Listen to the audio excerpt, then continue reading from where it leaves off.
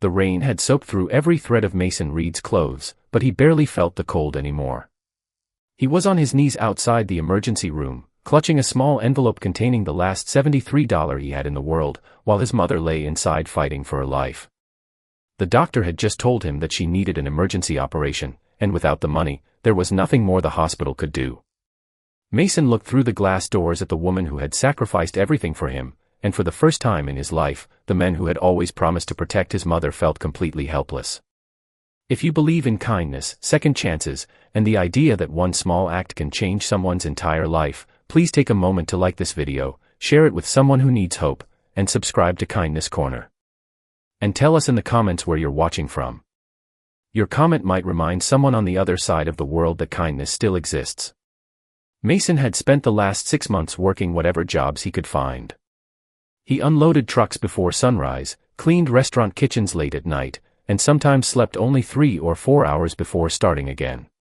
His mother, Evelyn Reed, had raised him alone after his father disappeared when Mason was 8. She had worked as a school cafeteria worker for nearly 30 years, always coming home exhausted but somehow finding enough energy to make her son feel safe. When Mason lost his construction job after the company shut down, he promised her that things would get better. But then Evelyn collapsed in their tiny apartment one morning, and the doctors discovered a dangerous condition that required immediate surgery. Mason sold almost everything they owned. His old television, his tools, his motorcycle, even the wedding ring his mother had kept from his late grandmother. He borrowed money from co-workers and neighbors until nobody had anything left to lend. Still, the hospital bill remained far beyond what he could afford. That night, after being told the surgery could not begin without payment, Mason rushed outside into the rain and begged the doctor to reconsider. Dr. Celeste Morgan watched him trembling beneath the emergency room lights, his hands shaking as he held out every dollar he had.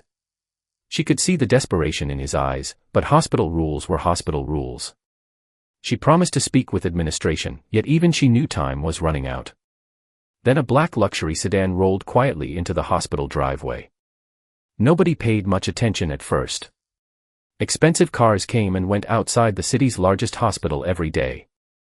But this one stopped directly beside the emergency entrance, and a tall man in a dark suit stepped out. His name was Everett Hawthorne, a billionaire known across the city for owning one of the country's largest technology companies. He had come to the hospital for a private medical appointment, but as he walked toward the entrance, he noticed Mason kneeling near the curb, soaked, exhausted, and holding a stack of crumpled bills. Everett stopped. He watched Mason wipe his face and stare through the glass at his mother. Something about that sight froze the billionaire in place. Years earlier, Everett had been poor too. He remembered sleeping in his father's broken delivery van after losing their home. He remembered his own mother working double shifts while pretending she wasn't tired. But most of all, he remembered the one stranger who had paid for his mother's medicine when Everett was just 17. That single act of kindness had changed the direction of his entire life. Everett walked toward Mason and quietly asked what had happened. Mason initially refused to believe the stranger could help. He explained everything, expecting another polite promise or sympathetic look. Instead, Everett looked at the envelope containing the $73 and then at Mason's exhausted face. He reached into his jacket, pulled out his phone, and made one call to his financial office. Within minutes, the hospital administrator arrived, and the surgery was authorized. Mason stood completely still as he realized what was happening. He tried to thank Everett, but the words disappeared behind his tears. Everett simply told him that his mother should never have to pay for a chance to live when someone had the ability to help. The billionaire didn't stop at the surgery. He arranged for Evelyn's medical expenses to be covered during her recovery and quietly created a job opportunity for Mason at one of his companies, giving him a stable income and health insurance. Hours later, Dr. Celeste finally walked out of the operating room. Evelyn had survived. Mason collapsed into a chair, covering his face as the weight of the entire night finally broke through him. When he looked up, Everett was still there. The billionaire could have left hours earlier, but he stayed because he wanted Mason to know that sometimes the greatest wealth a person can possess isn't money. It's the ability to remember what it felt like to need someone. Months later, Evelyn recovered enough to walk again. Mason accepted the job and slowly rebuilt his life. But he never forgot the night a billionaire stepped out of a car and saw him not as a poor stranger, but as a human being who deserved a second chance. And Mason eventually discovered something even more beautiful.